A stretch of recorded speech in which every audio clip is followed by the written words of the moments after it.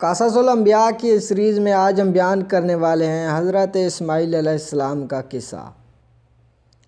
تواریخ سے یہ بات ظاہر ہوتی ہے کہ حضرت اسماعیل علیہ السلام ہر سال مکہ شریف سے اپنے والد بزرگوار کی زیارت کو ملک شام جاتے تھے اور وہاں حضرت اسحاق اور دوسرے بھائیوں کو دیکھ کر پھر مکہ شریف تشریف لے آتے تھے۔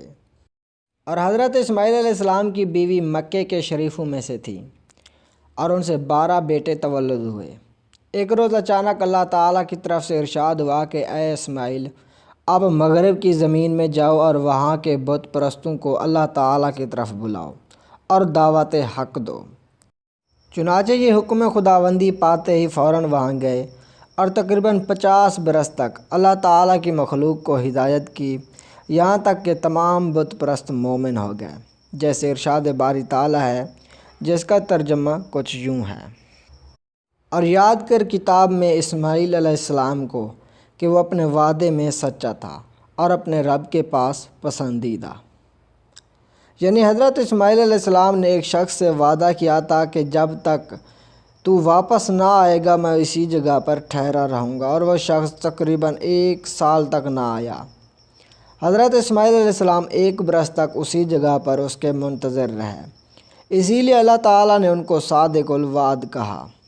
اور حضرت اسماعیل علیہ السلام کی عمر مبارک 130 برس کی ہوئی تھی۔ آخری عمر تک مکے میں ہی رہے، اور بعض راوی نے کہا کہ آخری عمر میں آپ مکے سے ملک شام میں تشریف لے گئے اور وہاں جا کر دیکھا کہ حضرت اسحاق نابینا ہو گئے ہیں اور ان سے 2 بیٹے تولد ہوئے ہیں جن کے نام عیس اور یعقوب ہیں، اور آپ کی ایک بیٹی بھی تھی، اس کا نام تسمیہ تھا۔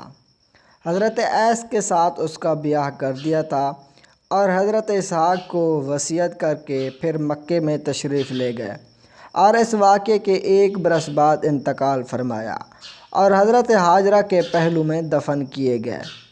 اس کے بعد ان کے بیٹے متفرق ہو گئے، مگر 2 بیٹے، ایک ثابت دوسرے کدار، دونوں مکے میں ہی رہ گئے، اور بیشتر اہل عرب اور حجاز انہی کی نسل سے ہیں۔